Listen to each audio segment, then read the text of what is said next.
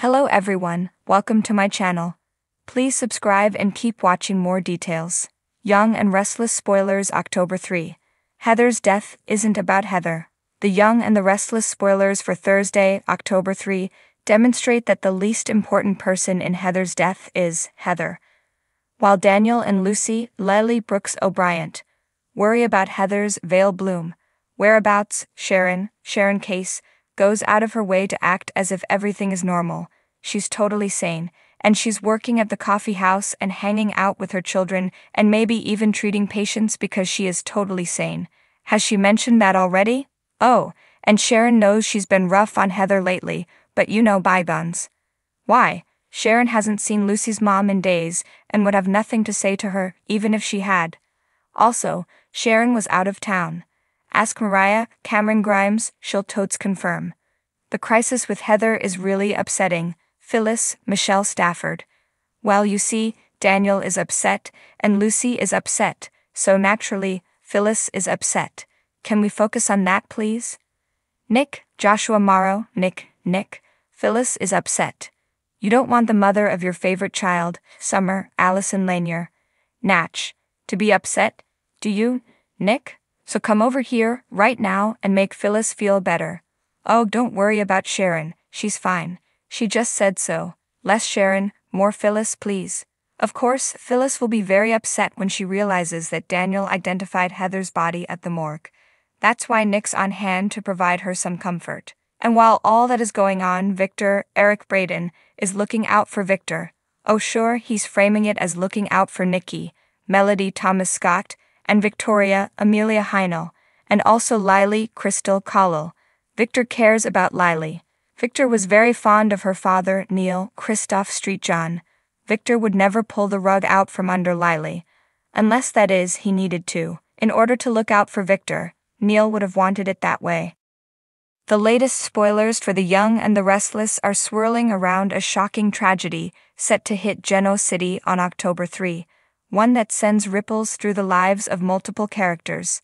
Heather Stevens, once a bright and capable attorney, meets a tragic end, but the real story behind her death isn't just about Heather herself. It's about the chain of consequences it sets off, bringing buried secrets, old rivalries, and unexpected alliances to the forefront. Heather's return to Genoa City was quiet, almost too quiet.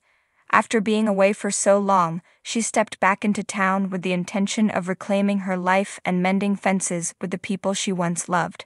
There were whispers about why she left and, more importantly, why she came back. She had unfinished business in Genoa City, but before she could truly settle in, the unthinkable happened.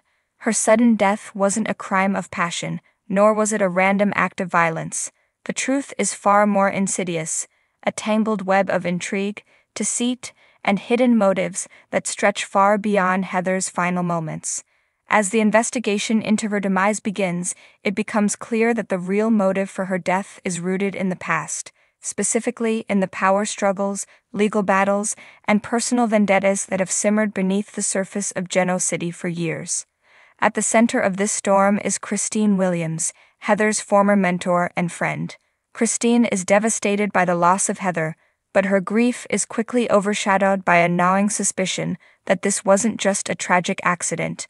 Christine knows Heather better than most. She knows that Heather was no stranger to making enemies, especially in the cutthroat world of law. But what Christine doesn't know is just how deep those grudges ran, and how many people in Genoa City had reasons to want Heather silenced.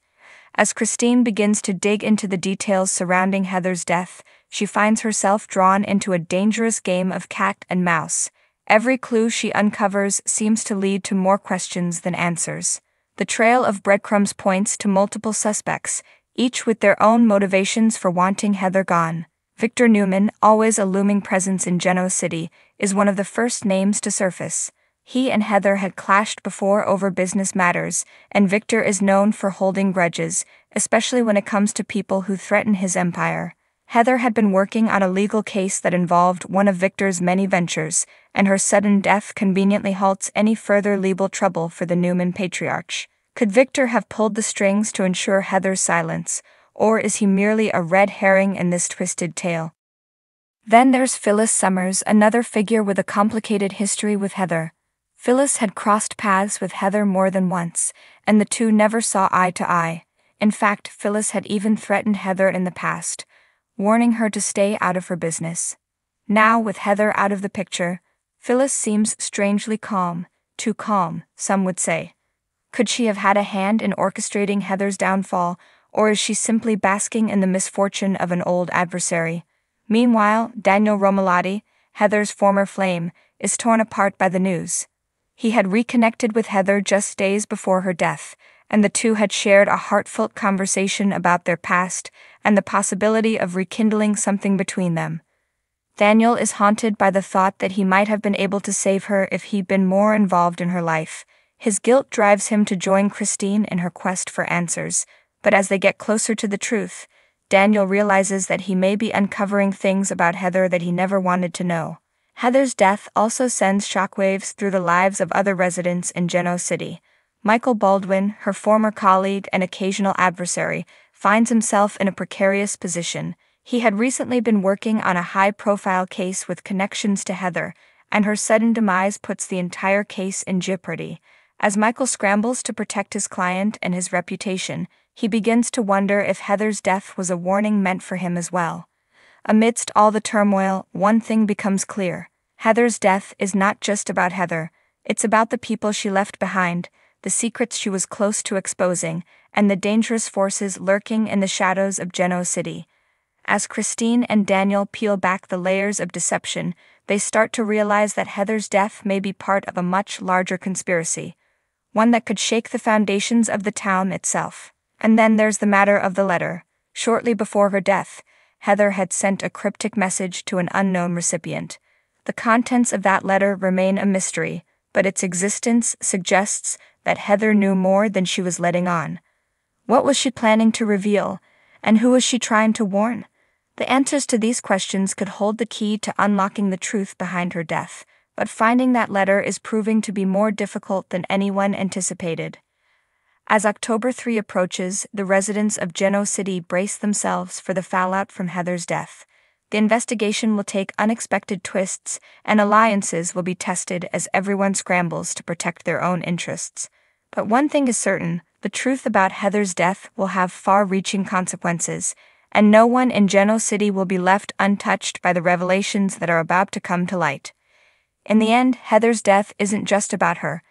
It's about the power, greed, and secrets that define life in Genoa City, and as the mystery unfolds, the residents will be forced to confront the darkest corners of their pasts, with devastating consequences for the future.